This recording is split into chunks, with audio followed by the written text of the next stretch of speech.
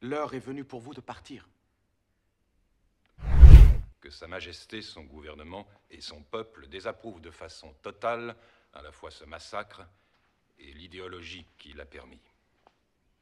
Ceci étant, ce que je souhaiterais, c'est arriver à un certain compromis sur la nouvelle législation civile. Veuillez m'excuser, Excellence, mais selon notre point de vue, il n'est plus question désormais d'aucune législation. Nous estimons qu'il est temps pour vous de reconnaître que vous êtes maître dans la maison d'un autre. Et malgré les meilleures intentions des meilleurs d'entre vous, il est normal que vous soyez obligés de nous humilier pour nous contrôler. Le général Dyer n'est pas autre chose qu'un exemple extrême de ce principe. L'heure est venue pour vous de partir. Monsieur, malgré le respect que je vous dois, sans l'administration britannique, l'Inde sera tragiquement réduite au chaos.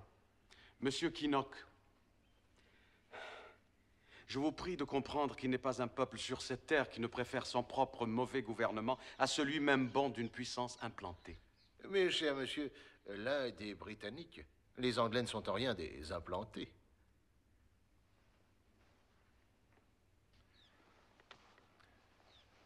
Monsieur Gandhi, même si Sa Majesté pouvait balayer toute autre considération, elle a un devoir envers les millions de sujets musulmans du pays qui sont une minorité qu'elle tient à protéger. Et l'expérience démontre à l'évidence que ses troupes et son administration sont essentielles au maintien de l'ordre et de la paix. Dans toutes les nations, il y a des minorités sur le plan religieux. À l'instar des autres, la nôtre aura ses problèmes. Mais ce seront enfin les nôtres, pas les vôtres. Et comment entendez-vous les faire vôtres? Nous n'allons pas tout bonnement vider les lieux.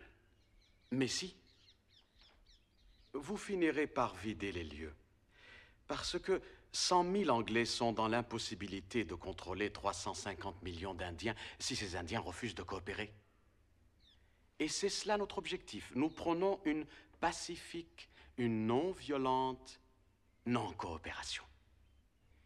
Jusqu'à ce que vous-même vous découvriez le bien fondé d'un départ, Votre Excellence. Alors il lui a dit, vous ne pensez pas que nous allons tout bonnement vider les lieux? Et il a répondu, mais si. Il est extraordinaire, ce petit homme-là. Non-violence et non-coopération. Pendant un instant, je me suis demandé ce qu'il allait encore inventer. Oui, mais je crois que nous ferions bien d'être prudents et d'y aller sur la pointe des pieds. La loi antiterroriste sera maintenue telle qu'elle, mais en aucun cas, il ne faut arrêter M. Gandhi. Quelque trouble qu'il puisse causer, je n'ai pas l'intention d'en faire un martyr pour son pays. De nos jours, la situation est pire qu'autrefois. Lorsque Gandhiji et moi-même étions jeunes, les femmes devaient toutes tisser. Maintenant, il y a des millions de gens sans travail. Parce que ceux qui ont les moyens achètent des vêtements qui viennent d'Angleterre. Je dis avec Gandhiji, il n'y a aucune beauté dans le plus joli tissu s'il apporte la faim, et avec elle le malheur.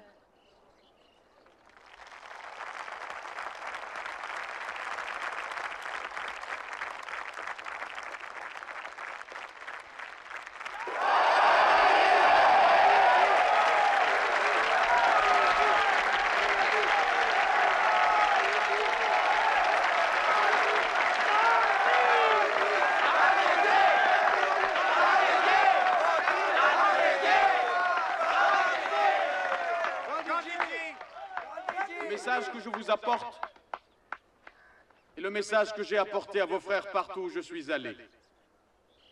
Pour gagner l'indépendance, nous devons prouver que nous en sommes dignes. 1. Il faut l'unité hindoue-musulmane partout.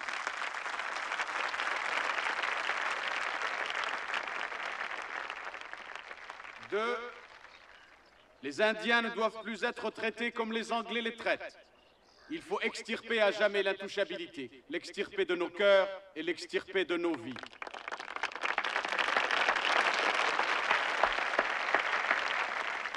3, il faut défier la Grande-Bretagne.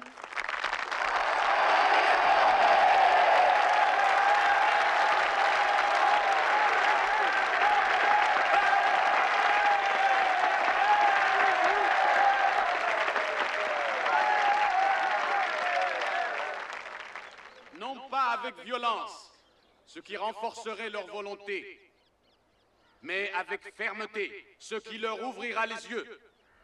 L'Angleterre, avec ses fabriques, fait le tissu, qui fait notre pauvreté.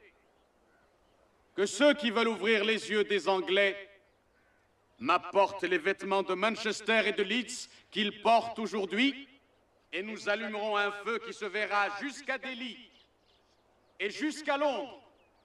Et si, comme moi, vous n'avez plus qu'une simple pièce de drap filée de vos mains, portez-la avec dignité.